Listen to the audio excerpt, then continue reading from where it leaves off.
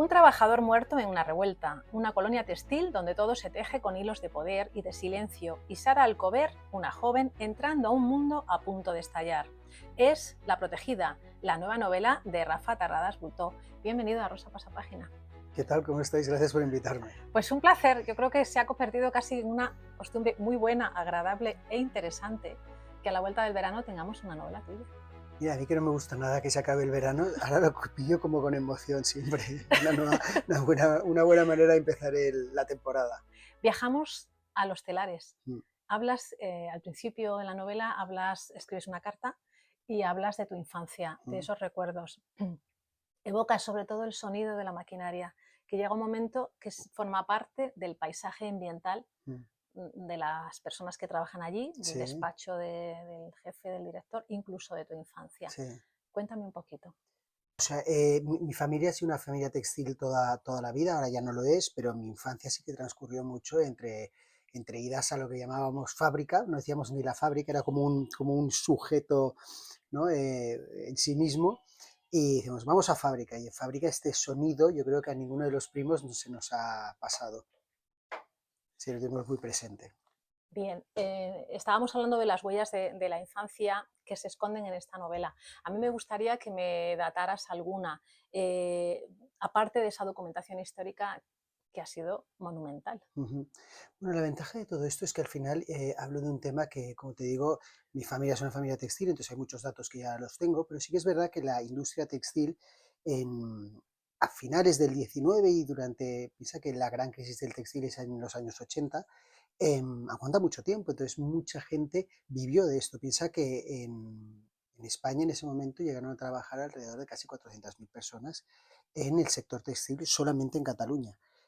Ahora son 6.000. O sea, que era una industria muy, muy importante. Entonces, la documentación está allí, ¿no? Lo que sí que Bien, es verdad es que yo siempre intento que el lector no se quede con la documentación, si quieres, más numérica, sino que realmente se meta en la historia y comprenda cómo era la sociedad de ese momento, ¿no? Y por qué era tan diferente la de ahora, tan injusto en algunas cosas, sí. pero tanto mejor a la sociedad que había antes de eso, ¿no? También. Un apunte con lo que acabas de decir, Rafa. La industria textil siempre suena un poco a algo que ha acabado, o sea, que Ujú, no. Sin embargo, sigue habiendo producción textil. claro, ujú, Eh, Cuéntame, dentro de lo que tú hayas podido averiguar o vivir, qué diferencia, qué paso, qué proceso ha habido, claro. porque suena textil a algo, fíjate, algo bueno, Mm, a buena tela, sí. ¿verdad? Bueno, a ver, la industria textil de la que yo hablo en el libro es sobre todo una industria de De telas, telas, ¿no? De telas y de hilos. eso es. Y la industria textil de ahora la española es una industria de moda, ¿no? Lo que se hace es, se fabrica normalmente los productos fuera y aquí se distribuyen, se diseñan, etcétera, ¿no? En ese Sí, momento se producía también en España, ¿no? Entonces es una situación muy diferente. Primero porque la industria textil de ese momento era una industria no tanto de moda, sí, porque era un momento en el que la gente se confeccionaba su ropa con las telas que compraba sí. y, y era un producto como de mucha calidad y muy trabajado, ¿no? Ujú, Ahora es una cosa que está enfocada 100% a moda, es una cierto. cosa de moda mucho más rápida, estamos mucho más acostumbrados a utilizar las cosas y que nos sirvan para un año y ya nunca más, ¿no? Sí. Entonces es una industria que ha cambiado mucho. Ujú. Abres la historia con una protagonista, con una niña, Sara. Sara es distinta Ujú. a las demás niñas, a los demás niños. Me interesa mucho saber por qué empiezas con esa infancia, quizá porque la infancia es la inocencia, todavía no se ha llenado Ujú. absolutamente de nada. Claro, en la infancia al final somos un lienzo en blanco Mm, en el que van cayendo diferentes cosas. Hay cosas que pensamos que no nos van a afectar, pero que luego se nos quedan muy grabadas, ¿no? Ya te digo, ahora yo cuando volví a la época del textil, ha habido cosas que de repente pues fui a visitar fábricas y me acordaba de los olores. Y dije, "Ah, sí, es que así olía, ¿no? los Y olores. el ruido y el ambiente la humedad, todas las cosas que había, ¿no? Entonces en la infancia se te quedan grabadas muchas cosas. Y lo que le pasa a Sara es que por un lado ella vive en un entorno en el que ella es una niña sencilla, Ujú, pero es tremendamente feliz, ¿no? Y eso es el parte de momento, ¿no? Y se quiere vengar en el fondo porque le han estropeado la vida, ¿no? Ella era una niña inocente y feliz, que se fijaba mucho en las cosas, tiene digo que ve más colores, la gente siempre puede pensar que tienes un superpoder, pero es una cosa que existe, se llama tetracromatismo, hay gente que ve más colores que los No lo demás. conocía, la Sí, verdad. además te diré que es más habitual en las mujeres que en los hombres. Ajá.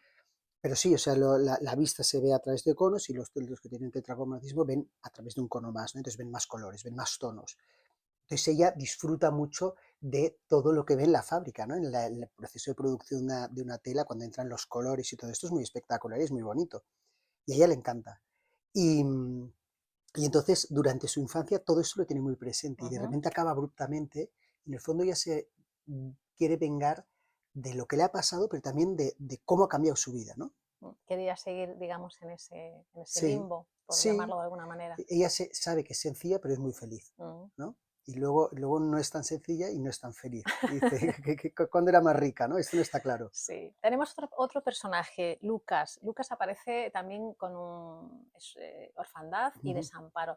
No sé si te interesaba abrir con personajes que han sufrido de alguna manera Sí, este yo creo que al personaje. final el héroe eh, es más fácil dibujarlo cuando tiene una desgracia que sobrelleva y que sobrevive con dignidad, ¿no? Mm. Y Lucas es un personaje que me gusta mucho porque este tipo de persona existe, personas que tú sabes que han tenido grandes desgracias y sin embargo ellos constantemente te dicen que son muy afortunados, ¿no? Ujú. Yo he tenido tanta suerte, y he tenido tanta suerte y piensas, pues a lo mejor no tanta, ¿no? Pero qué bien que lo hayas enfocado así, ¿no? Y Lucas es este tipo de personaje, ¿no? Entonces es un héroe, porque nunca se desanima Mm. y las cosas le van mal, y le van mal durante un buen rato, y él no se desanima. Siempre piensa que la vida va a ir a mejor, ¿no? Entonces, qué gran suerte Sí, tener esta actitud, ¿no? Porque con esto lo afrontas todo. por supuesto, pero mira lo que has dicho. A lo mejor no es tan feliz como piensa. A lo mejor tú tienes que pensar, ¿por qué yo no soy feliz si tengo más, Claro. entre comillas, que él? Sí, ¿No? sí, esto Es una lección.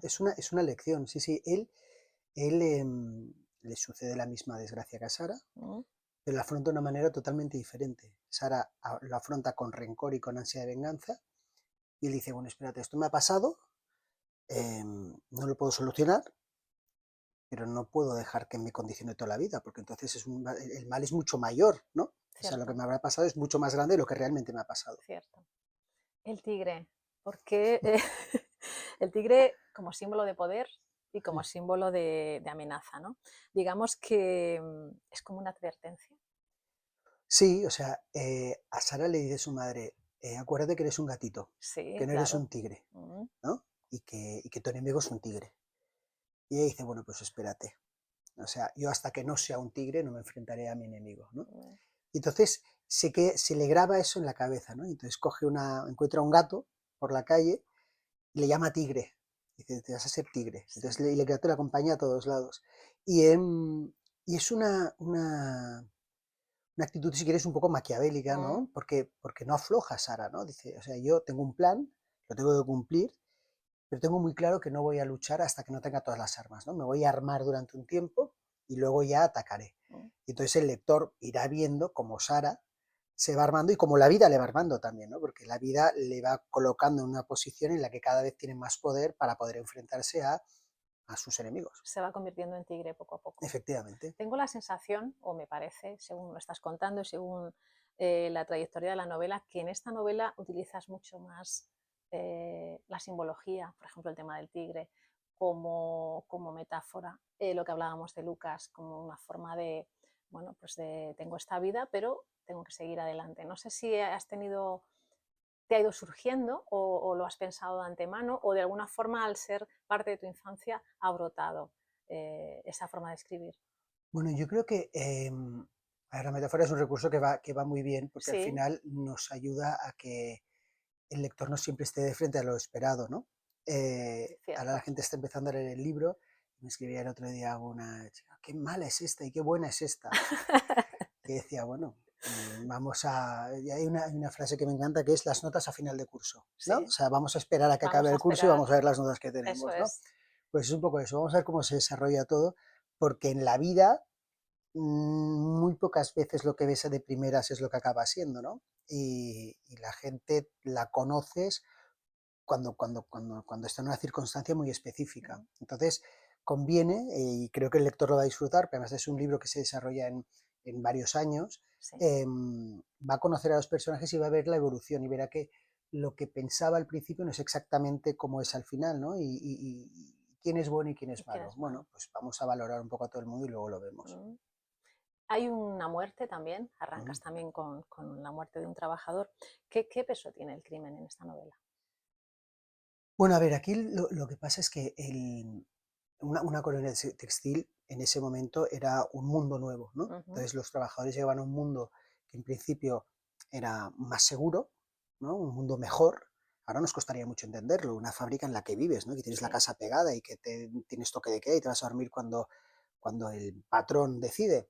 Pero en ese momento era un avance muy importante, tenías una casa, tenía cuarto de baño, tenías lavamanos, tenías comida, estaba todo mucho mejor, colchón de verdad. sí, Entonces van ahí porque es un sitio seguro. Entonces cuando aterriza el crimen, se muestra que el sitio no es tan seguro, ¿no? Entonces el crimen es lo que se utiliza en esta novela, lo que utilizan los malos, si quieres, en esta novela para romper el sueño, ¿no? Es decir, mm, espera, esto no es como te piensas y te lo voy a demostrar. Y entonces, como de momento no ha pasado nada, va a empezar a morir gente.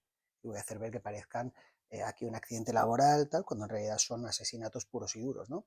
Y ese contra lo que lucha el, el personal de la colonia. Dice, no, no, hemos organizado todo para que estas cosas no no pasen. ¿Por ocurran. qué están pasando? ¿No? Tenemos que averiguar quién quiere que esto se rompa, ¿no? Que era una situación que era perfectamente factible. Sí.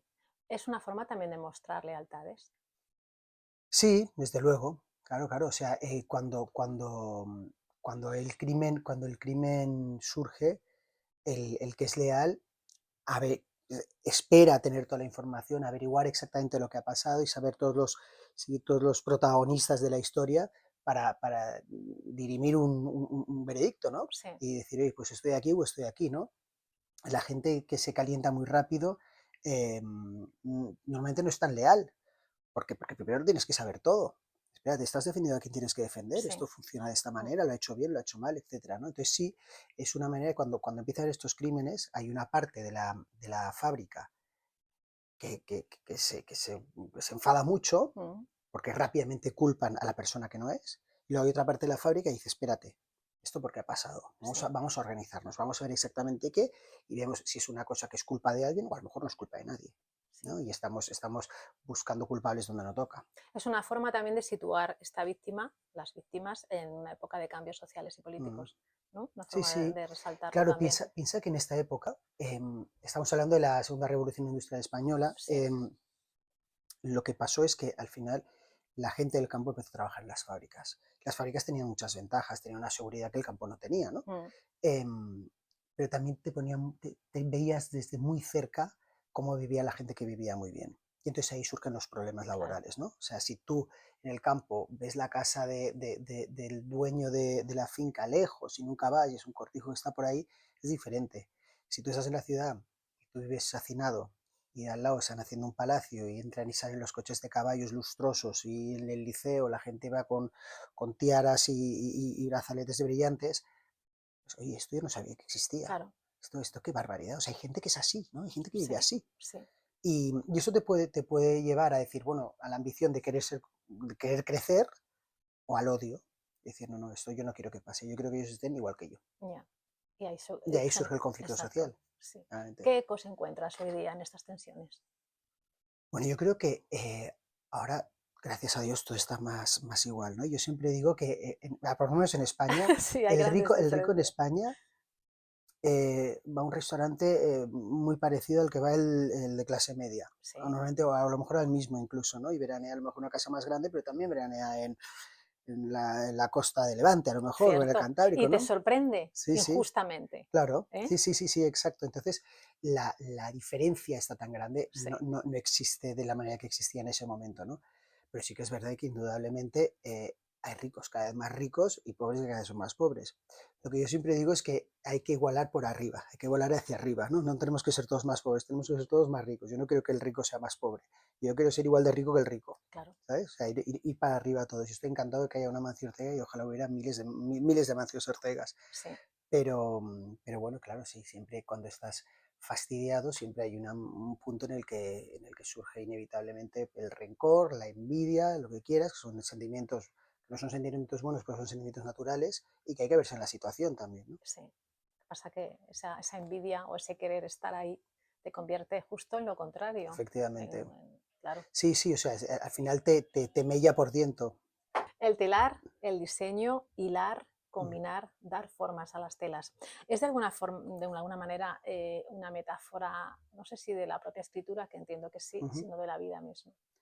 Bueno, o sea, al final el proceso textil es muy bonito porque, porque de la nada o de una fibra natural que sale de una planta que pincha y que, que no tiene nada, acabas teniendo unas telas muy bonitas, ¿no? Sí, Y ahora que estamos muy acostumbrados, sector servicios, acaba que no se produce nada, que vendes publicidad o vendes servicios de redes sociales, cosas de esas, que todo es un poco aire, de repente la producción me parece una cosa muy bonita, ¿no? mm, Y sí que hay una metáfora en eso, en el sentido de que creo que todos deberíamos en el momento producir algo, ¿no? O sea, producir un libro, producir una buena entrevista, producir algo que luego quede, ¿no? sí, es cierto. Marcarlos como objetivo, ¿no? No pasar por aquí que todo sea humo y no quede nada, ¿no?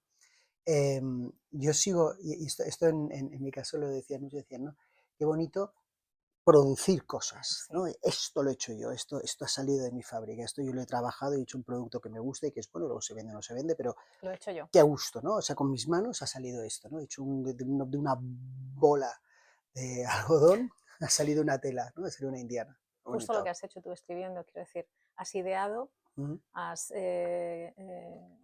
hecho coincidir ideas, mm. has creado, has tejido y has Tejido, producido. efectivamente. He producido con la ayuda de una editorial y de mucha gente y Bueno, de gente que me ayuda como tú, pero sí, sí, sí, pero es así. sí, sí, es un proceso productivo Sí. también, sin duda. El poder femenino, porque es verdad que los telares o las fábricas de telas, voy a decir como siempre, aunque suene un poco retórico, siempre la mujer estaba un poquito más atrás. Ujú. De alguna forma la has querido sacar adelante Mira, y mostrar. en la industria textil, en la dirección de las industrias textiles, Ujú, no solía haber mujeres, ¿no? Había pocas mujeres. En el caso de mi familia sí que había una mujer que fue una empresaria bastante importante textil y, y estaba muy al corriente de todo lo que pasaba en la fábrica.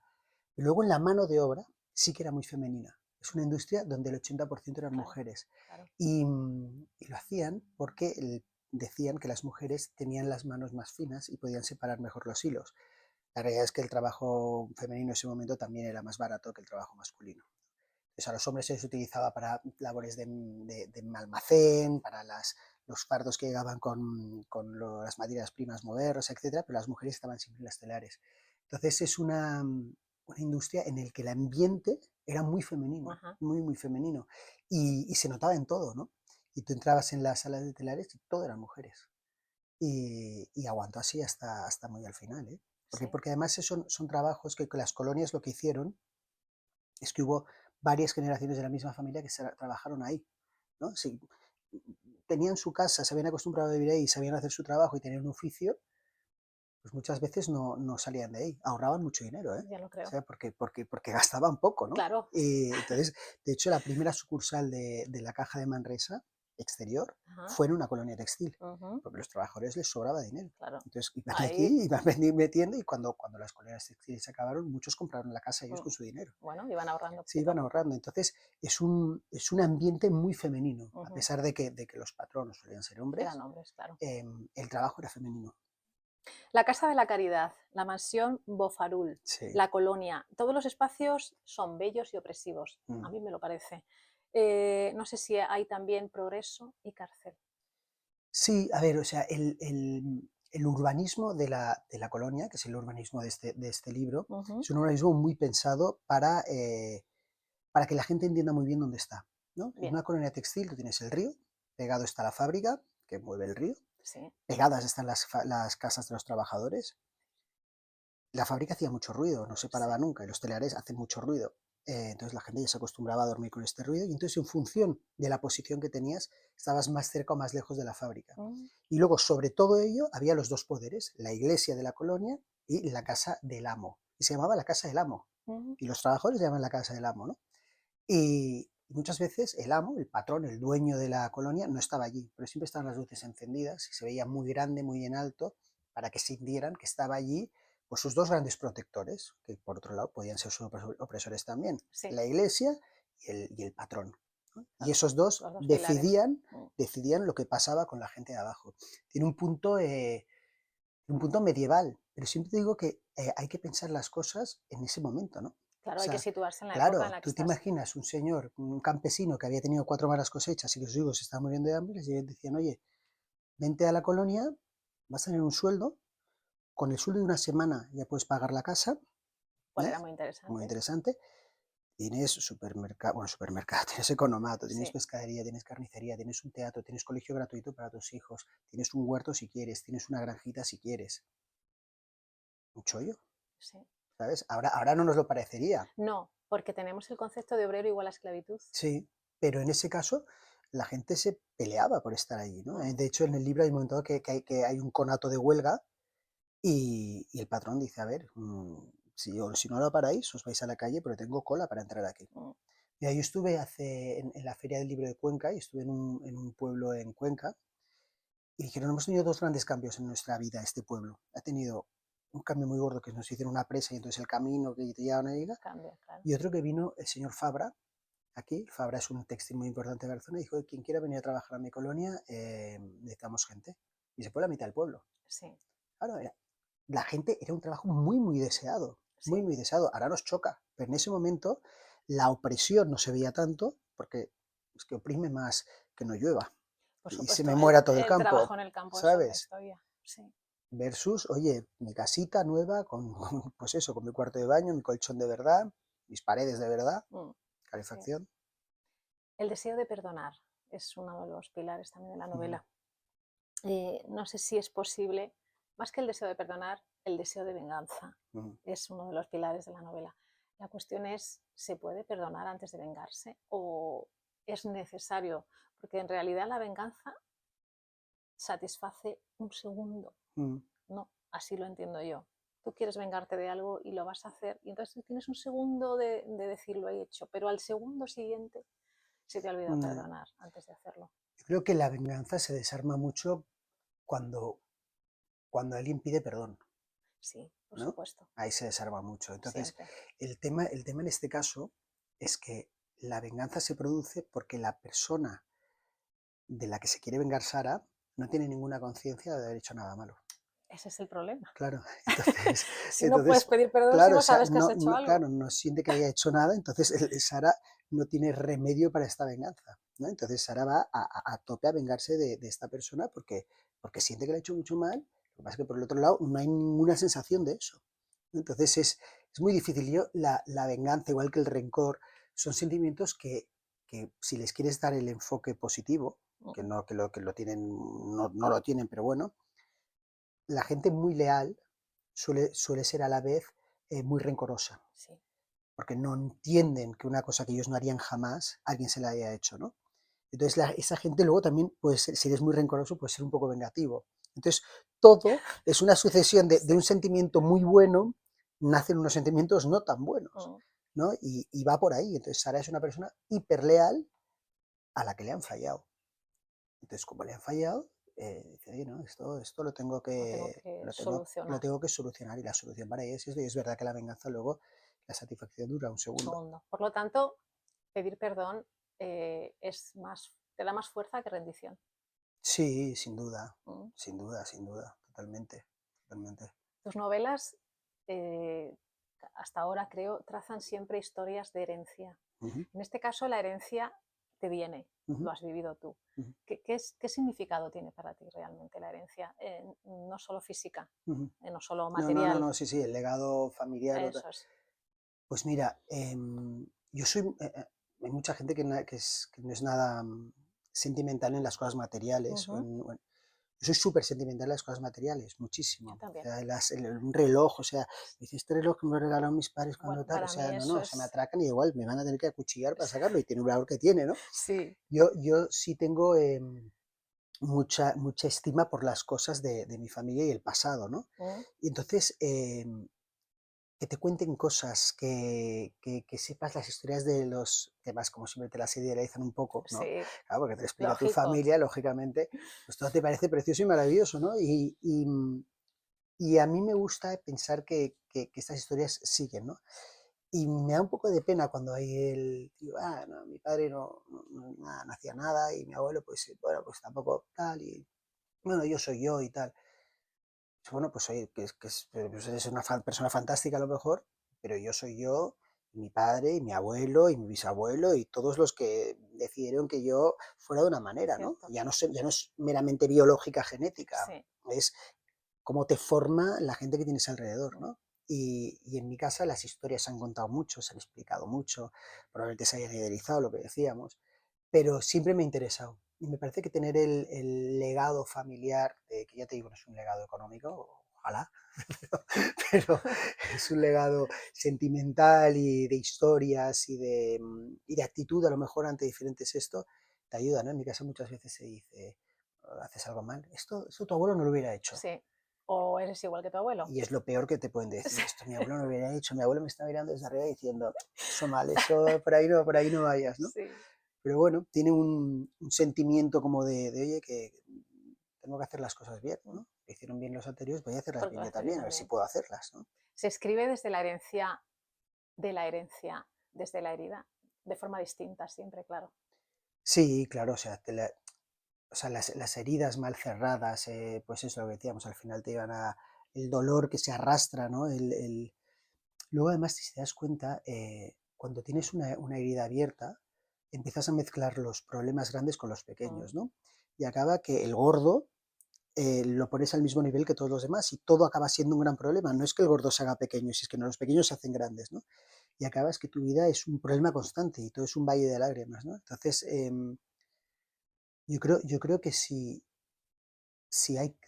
pasas la herencia, pásala lo más limpia que puedas, O ¿no? sea, O sea, pásala sin rencor, ¿no? Y esto es un aprendizaje mucho también de todos nuestros abuelos de la guerra civil y tal, sí, la superaron con muy poco rencor luego. sí. Y luego el rencor ha venido después, pero, Se ha venido pero se ha alimentando. venido alimentando, pero en ese momento todo el mundo estaba, bueno, esto ha sido horroroso y vamos a tirar para adelante, esto Sí, vamos a dejarlo atrás, ¿no?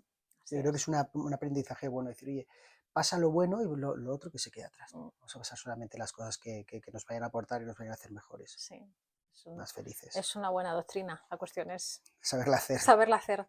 Voy a terminar con una frase. Dices, el verdadero enemigo no siempre es quien provoca la tragedia, sino quien nos arrastra a convertirnos en lo que juramos combatir. Ujú. Lo que decíamos un poco hace un rato, ¿no? Tú necesitas vengar algo que te han hecho y en ese instante te estás convirtiendo en la misma persona que te ha hecho ese mal, ¿no? Sí, es el error, ¿no? Siempre muchas veces te dicen, la venganza a los que me odian es ser feliz, Exacto, ¿no? exacto, O sea, si los que me odian me ven infeliz, van a estar súper contentos. cierto. No, pues vamos a hacer que no. Es que no sean felices. Dirías que la protegida, a ver, si tú entras en un edificio, en una fiesta, te presentan a alguien, en cualquier contexto, y alguien te dice, es la protegida, yo lo primero que pienso es que es una persona vulnerable, más que una persona privilegiada.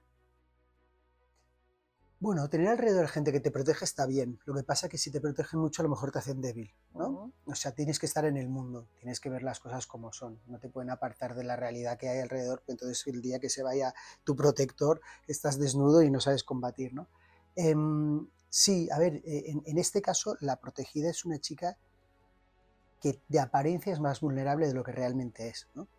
La protegen porque piensan que es pobre. Sí, Como es pobre, necesita de mi protección. sí. Oye, espérate, que cuando era pobre y estaba en la fábrica estaba encantada. Uh-huh. Es ahora cuando está descontenta y por cosas que han pasado. Sí. No necesitaba tu protección antes, a lo mejor no necesita ahora tampoco. Pero ella se vale de esta actitud paternalista. El paternalismo era uno de los ejes de las colonias textiles, ¿no? El amo, como llamaban, Sí. protegía a la gente de abajo, ¿no? Y eso genera una dependencia muy importante. Y es lo que tú dices, te hacía un poco débil. Pero en La protegida va de eso, ¿no? O sea, están valorando, yo te digo, es un libro en el que la gente no es lo que parece ser, No, no, no, ¿no? en absoluto. Entonces, en absoluto. Entonces, protegen a una chica pensando protegen a Sara, la protagonista, pensando, esta necesita nuestra protección y no saben que a lo mejor no están haciendo lo que tienen que hacer, Claro, ¿sabes? protege a un tigre, que igual Efectivamente, sí, sí, a lo mejor te te da un saca las zarpazo, garras, ¿no? ¿no? El tigre hay que verlo venir también. Así es. Pues La protegida, Rafa, Un placer, como siempre. Me encanta estar contigo una vez más. Lo mismo digo. Gracias.